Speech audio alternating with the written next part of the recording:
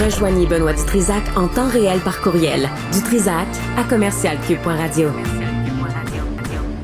Bon, on va... Là, ça sera pas drôle non plus. On va parler d'immigration, donc on va être xénophobe, raciste, néo-nazi, nommez-les.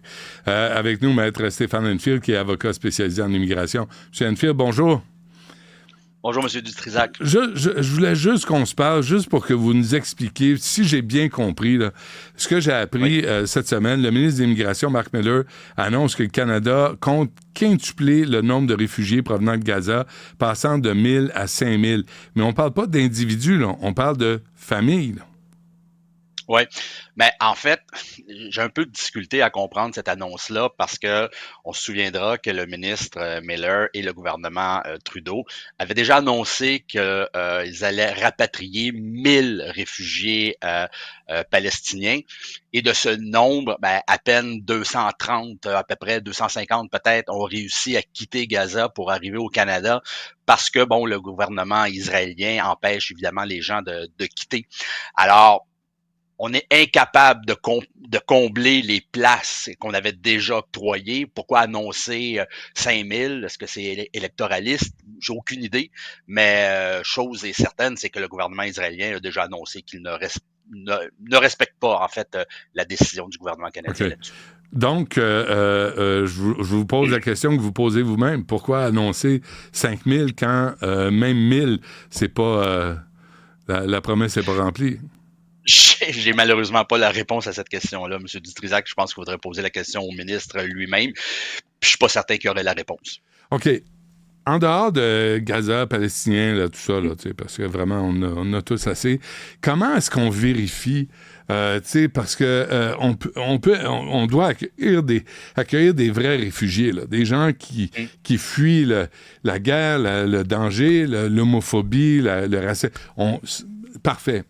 Comment on fait pour s'assurer qu'on n'accueille pas des crinqués? On l'a vu là, dans les années 80, là, sous le régime de Duvalier, au Québec, on a accueilli des gens qui étaient des tontons macoutes, qui avaient torturé d'autres Haïtiens, qui retrouvaient ici, dans les rues de Montréal ou du Québec. Comment on fait pour vérifier ça? Ben, dans un premier temps, il y a une enquête de sécurité qui est effectuée par l'Agence des services frontaliers du Canada. Et évidemment, avec leurs différents partenaires, les États-Unis, entre autres, ben, il y a des vérifications, des validations qui sont faites. Par la suite, ben, le dossier est transféré au tribunal, qui est la Commission de l'immigration et du statut de réfugié. Et c'est un commissaire qui aura à déterminer si une personne mérite la protection du Canada ou non.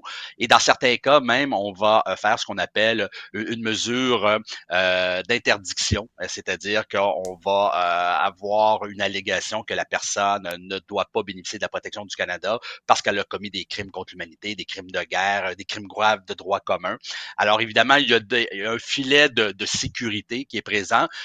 Est-ce que ce filet est suffisant pour empêcher des gens, justement, de passer dans les mailles de ce filet? Ben oui, il y en a malheureusement eu dans le passé, il y en a probablement aujourd'hui, il y en aura probablement encore demain. Alors, d'où l'importance d'avoir un système qui est solide et qui fait en sorte de s'assurer, pour la protection, évidemment, des citoyens, que des individus indésirables ne puissent bénéficier du système d'immigration canadien. Combien de temps peuvent prendre toutes ces démarches?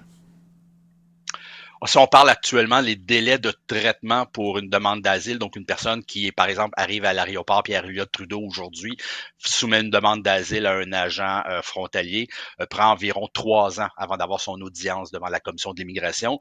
Par la suite, vous le savez, il y a des recours d'appel, différents recours qui peuvent s'appliquer, ce qui fait qu'une personne qui arrive et qui se voit refuser sa demande d'asile et qui épuise tous ses recours, ça peut prendre quand même plusieurs années avant qu'on puisse exécuter le renvoi. C'est d'ailleurs un des problèmes, à mon avis, parce que bon, pendant toutes ces années où la personne n'est pas expulsée, bien évidemment, elle s'enracine, elle contribue à la société québécoise. Dans certains cas, les enfants vont à l'école, apprennent le français, la personne travaille, va acheter une maison, va partir une entreprise. Et là, après 5-6 ans, parce que le ministère a été incapable de l'expulser, ben là, on va lui dire, ben non, maintenant, il est trop tard, puis tu dois quitter. Alors que la personne s'est intégrée, Bon, c'est un peu problématique tout ça, mais évidemment, ça relève de l'Agence des services frontaliers du Canada d'exécuter ou non un renvoi du Canada. Mais là, on a combien? Là, on s'est parlé dernièrement là, pour essayer de comprendre le vocabulaire, les résidents temporaires, puis les réfugiés, mais il y en a combien dont on perd la trace? Ben ça, c'est dur à dire parce que vous savez, une personne qui doit quitter le Canada et qui ne confirme pas son départ à l'aéroport auprès d'un agent des services frontaliers sera toujours considérée comme une personne au Canada recherchée.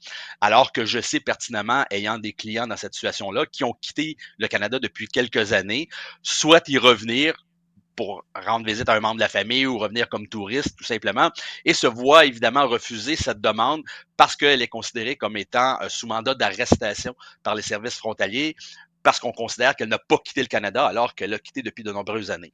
Ceci dit, je pense qu'il ne faut pas jouer à l'autruche et il y a effectivement des gens qui vont s'évaporer dans la nature et qui vont faire défaut justement de se présenter pour départ. D'ailleurs, le ministre Miller a annoncé, vous le savez, qu'il planche actuellement sur un programme de régularisation des sans-statut au Canada. Alors, combien de ces personnes qui ont fait défaut de se présenter pour un départ et qui sont demeurées au Canada dans la clandestinité pourront bénéficier de ce programme-là? C'est à suivre. Après avoir subi une enquête, après qu'on ait constaté que cette personne-là ne doit pas rester au Canada, là, Mark Miller va les pardonner? Ben, c'est ce qu'il a l'intention de faire, donc de régulariser leur statut par l'octroi évidemment d'un programme spécial et de la résidence permanente. Bon, on attend évidemment les critères. Il a mentionné qu'il souhaitait justement aller de l'avant pour 2024 et ça concerne combien de personnes? Je veux dire, même le ministre Miller, la ministre Fréchette au Québec ignore le nombre de sans-statut qui pourraient bénéficier de ce programme-là. Est-ce qu'on parle de 300 000, 500 000? Certains avancent même que ça peut aller au-delà de 800 000 personnes. Oui. Alors, c'est beaucoup de monde. On connaît pas non plus les critères, donc c'est un dossier qui est à suivre de près. Bon, alors, c'est encore possible de parler d'immigration sans que ce soit perçu comme une forme d'intolérance au Québec? Est-ce que c'est encore possible? Ben, moi, j'ose croire que oui. Et lorsqu'on dénonce le système, puis vous savez, on en a discuté souvent ensemble, entre autres pour le chemin Roxham, ben, Ouais. dénoncer le système, ce n'est pas être contre les immigrants. Au contraire, moi, je pense que c'est important d'évaluer notre capacité d'accueil et d'accueillir les gens dignement. Puis pour accueillir les gens dignement, ben, il faut être capable de leur offrir des services. Et ça, ben, pour pouvoir offrir des services, ben, il faut respecter notre capacité d'accueil. Donc, je ne crois pas qu'en parlant de capacité d'accueil, de vouloir accueillir dignement les gens, qu'on est nécessairement raciste et ceux qui taxent les autres de racistes parce qu'ils parlent de cette question-là, donc de façon positive, ben, je pense qu'ils ont besoin de se regarder dans le miroir. Là.